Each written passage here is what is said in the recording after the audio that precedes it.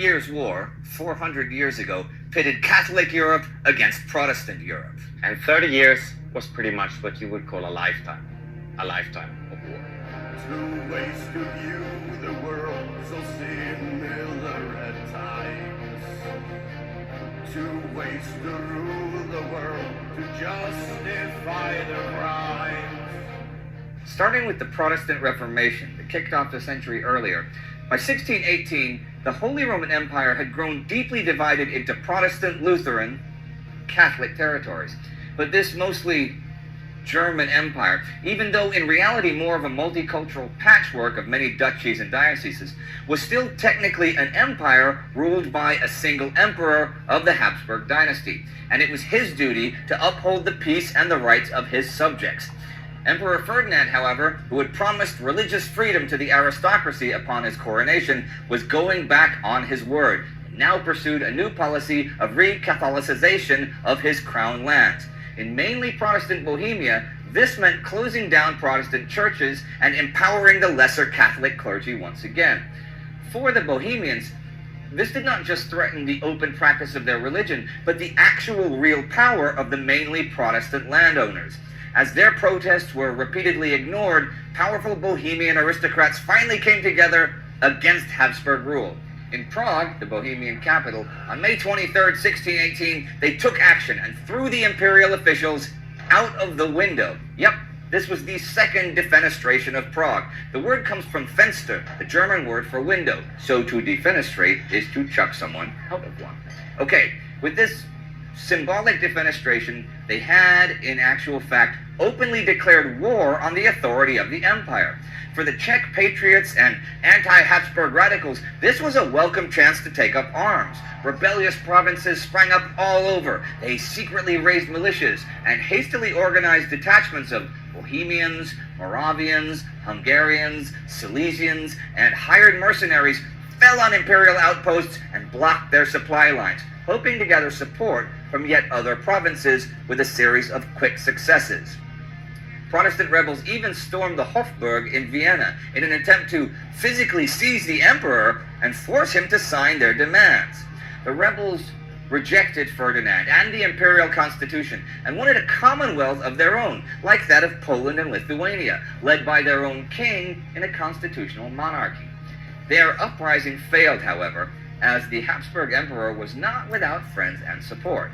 Imperial propaganda portrayed the Bohemian uprising as arch treachery that disturbed the peace of the empire, and many staunchly Catholic dukes pledged their allegiance to the emperor.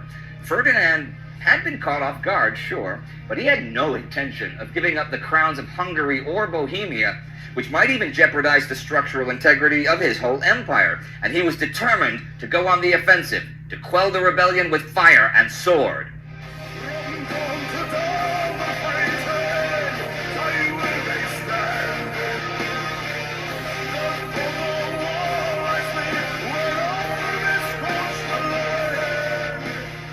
The war itself seems at first like localized rebellions over cultural and religious differences, but in reality it revolved around the future of the Holy Roman Empire. Which was the primary Christian religion?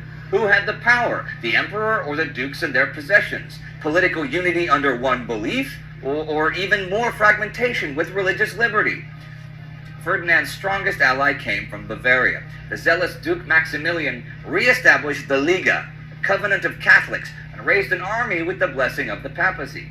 Under the command of his paladin, the Count of Tilly, they were eager to take the fight to the Protestants and forced them to battle in late 1620. The Battle of White Mountain was one of the first major engagements of the war, and one of the most decisive ones. Tilly's forces, better led and supplied than their enemies, won a major victory and then took Prague that winter.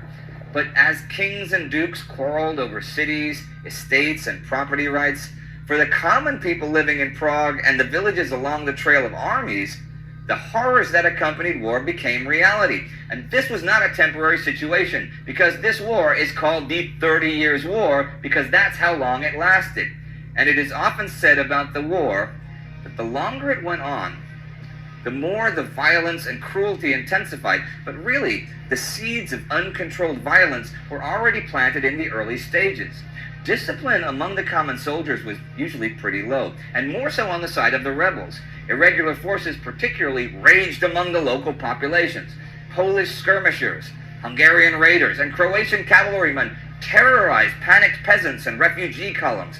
Marauders and bandits roamed alongside the marching armies, and the enlisted soldiers were often not much better behaved. Especially after long and dangerous sieges, when pumped up and often drunk soldiers had been forced to storm a city under fire, they would afterwards take out their rage and fear on the locals. From house to house, they plundered and stole everything they could carry.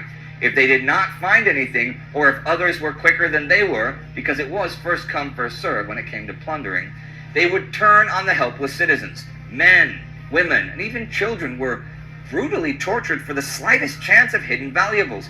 Since this was often the only way the soldiers could make actual money to feed and equip themselves and their families, they could not afford to show mercy. Many simply embraced boundless, unchecked violence as a new way of life. The fall of Prague marked the collapse of the Bohemian Confederation, but the war itself obviously did not end, as the triumphant Ferdinand failed to take advantage of his victory. He would not listen to any compromise of his demands to restore his full authority. There was no chance for religious equality after the revolt, and instead, he condemned captured rebels to an agonizing death, while the escaped ringleaders were under an imperial ban.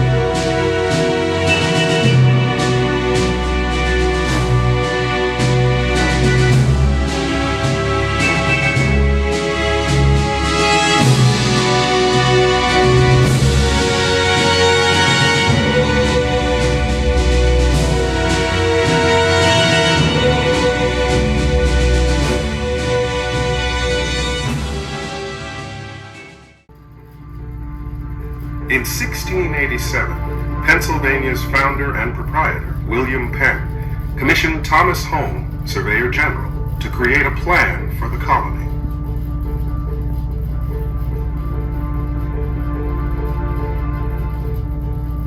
Following their commercial war against the Dutch, the British captured lands around the Hudson and Delaware rivers.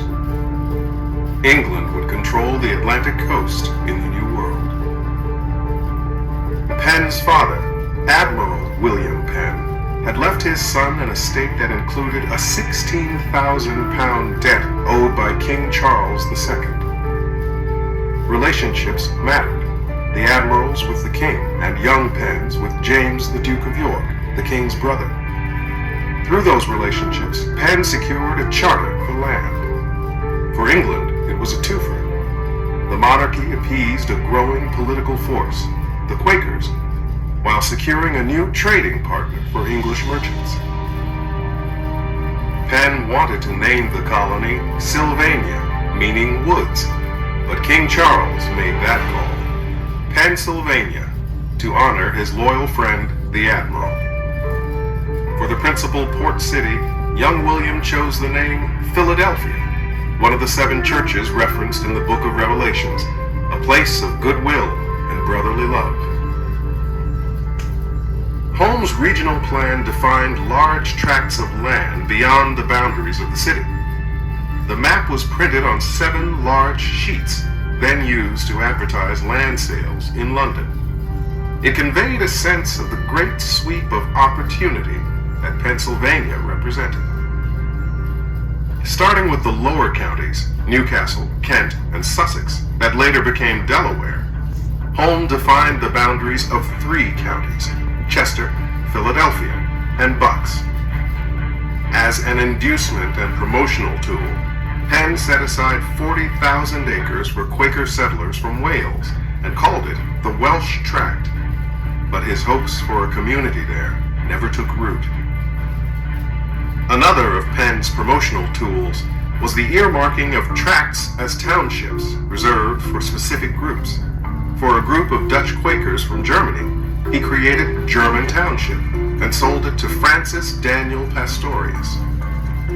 Westtown, Radnor, Haverford, Dutch, Plymouth, and Moreland are other examples of tracts reserved for groups Penn hoped to lure. Holmes' plan for the city of Philadelphia, the famous grid pattern, created relatively equal-sized square lots, each of which would hold 1 private home. Of course, we know how that turned out. Purchasers cut alleyways and subdivided those lots to make profits from their investments. Though Penn was not that focused on commerce, he did reserve the largest parcel of land in the colony for the Society of Free Traders, a stock company comprised of 200 investors organized by Penn.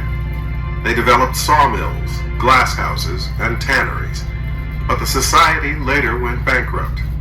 Society Hill takes its name from that enterprise. Penn insisted on a huge reserve of property for his family and estate. Several manors were carved out of the plan. At Pennsbury in Bucks County, 10,000 acres along the Delaware supported a rather lavish lifestyle for the Penn family. Along the northern boundary of the city, 1,000 feet wide and running from the Delaware to the Schuylkill, Springettsbury Manor survived in the Penn family until late into the 18th century. Other manors on the plan include Rockland in Newcastle, Springfield, Highlands in Bucks, Gilbert's in what today is Montgomery County, and William Penn Jr.'s manor, Williamstown.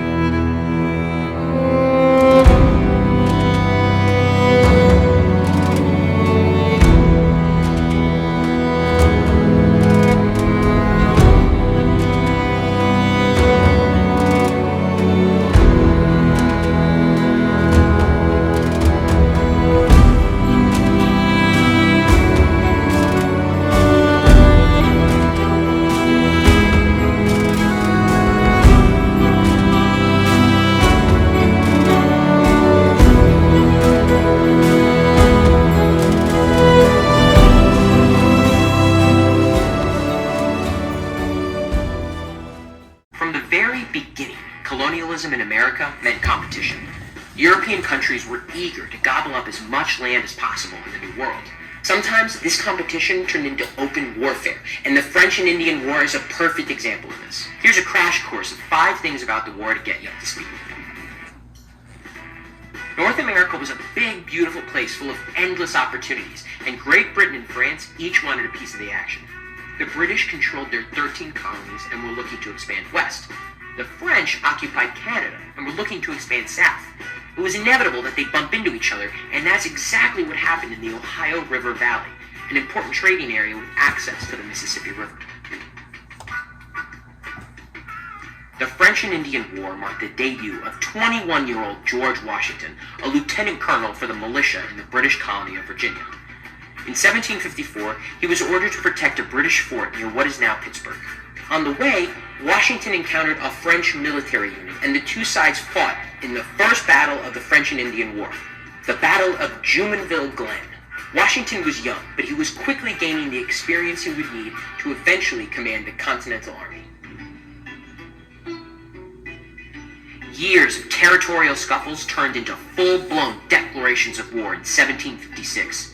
As fighting broke out, the British and French sought allies among the local Native American populations. The French were familiar with many tribes through trade and recruited the Potawatomi, Winnebago, Ojibwa, Mississauga, and the Huron, while the British turned to the Iroquois Confederacy.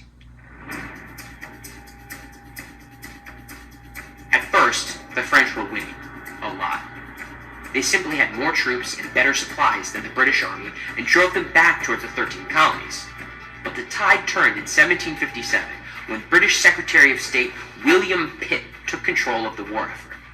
Dreaming of a vast British Empire, he made it his mission to defeat the French in North America, pouring in generous funds to beef up military resources on the ground. The war ended with the French defeat at the Battle of Quebec and the signing of the Treaty of Paris in 1763. The British gained control of Canada and all land east of the Mississippi River. It may seem that the British made out well after all was said and done, but there was a catch. You see, William Pitt borrowed heavily to finance the French and Indian War, which left his nation in tons of debt. To make up for it, the British taxed American colonists up the wazoo. Americans didn't particularly appreciate this. Years of protests, rallies, town hall meetings, and petitions would eventually lead to the American Revolution and the creation of the United States. The French and Indian War may not have had the glorious battles or fearless heroes of other great conflicts, but it was one of the most consequential wars in American history. It also opened the eyes of a young military leader to the tyranny of the British, a man who would go on to be the first American president.